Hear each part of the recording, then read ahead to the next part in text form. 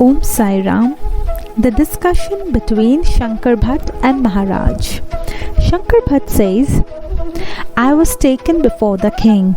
I was perspiring profusely. I thought about the rigorous tests Sripada Srivallabha imposed upon me. I was mentally chanting the name of Sripada Srivallabha without any pause. I was getting courage which I never had before. The king asked the same question that he asked all the other people. He asked me, if that much is this, how much this much becomes? I replied, this much only is for this much. The king was taken aback and said, Mahatma, you are great. I am blessed to see you. Only recently I had recollection of the knowledge about my past lives. I was a very poor Brahmin in my previous birth. I was growing amaranth leaves in my house. I was offering it freely to all those who asked for it.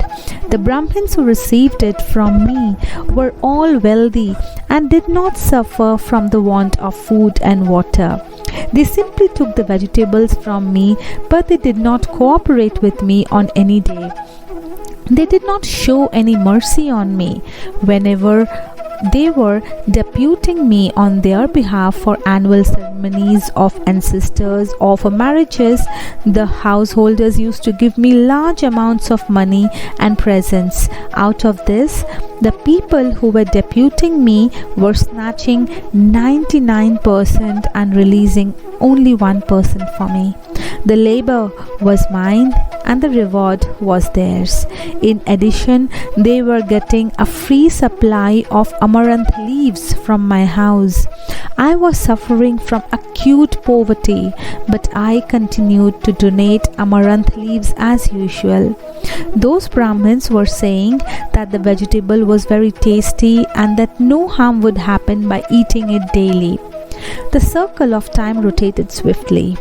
As I was donating amaranth leaves, in spite of my utter poverty, I am born as a king in this birth. Those Brahmins who received that green vegetable from me took birth as Brahmins in my kingdom. In this way, I was born many times richer and greater than them. By donating amaranth leaves, I became a king. So, I am donating greater quantities of that vegetable now in cartloads. So, I am asking everyone what would be the magnificent state I would achieve in the future as a result of my present donations. Only you gave the correct answer to my peculiar question. The king concluded his speech. Then I explained, Raja, amaranth leaves was very valuable under the circumstances of your previous life, but considering your present high position, its value is negligible. Being in a position to donate diamonds, precious stones and golds, you are still donating amaranth leaves. So, however much you donate of that green leafy vegetable, you cannot get anything more except 100 times of that amaranth leaves. The king was very pleased with my reply.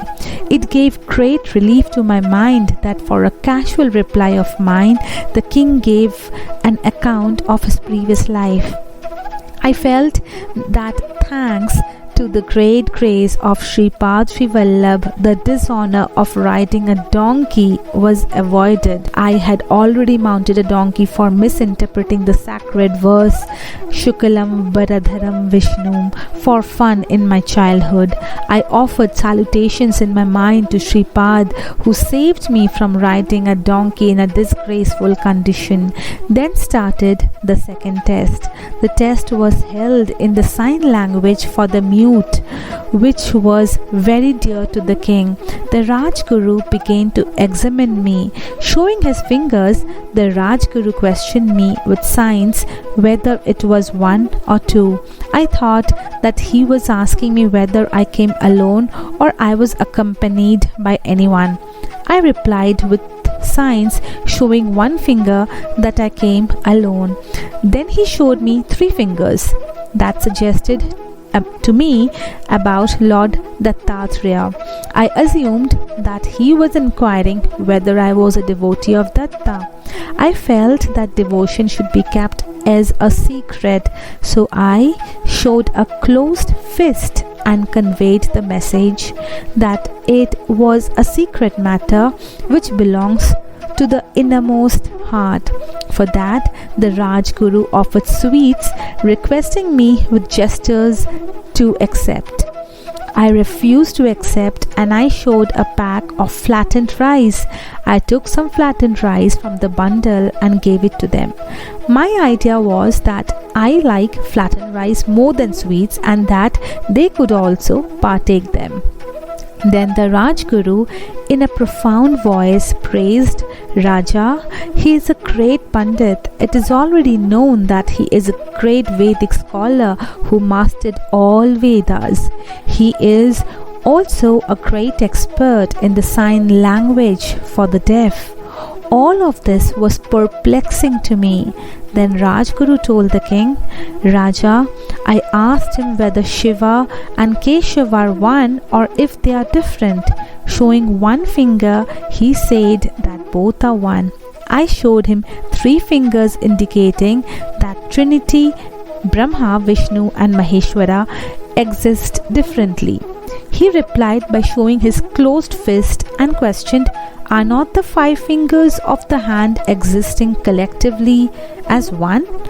I offered him sweets, requesting him to accept me as his disciple. Thereupon he indicated that he is not bothered with disciples and that he leads a contented life like Kuchela. Saying so, he turned down my request and gave me parched and flattened rice. I was astonished. Oh, I wondered how vastly varied the methods of understanding minds and thoughts in the world are. Then came the third and final examination. Rajguru was reading the mantras from Rudra Chamaka and wanted me to explain their meaning. Remembering Sripada Srivallabha, I began to explain their meaning according to my knowledge, as you can see in the visual. I explained in the foregoing manner the mathematical mysteries enshrined in the Vedic mantras of Rudra Chamaka. My explanation was highly appreciated by the scholars of the court. I was amazed at my own explanation. Again, I added, all this is about the mystery of atoms responsible for the creation. This was known to sage Kannad. Various metal forms according to the different arrangement of the number of atoms. This refers to the present periodical table that was explained by Shankar Bhatt in the 13th century to the Rajguru. On the account of the great mercy of Sripada Srivallabha, I, Shankar Bhatt, came out of Vichitrapuram in a strange way in the above manner. Om Shri Sai Nathaya Namaha.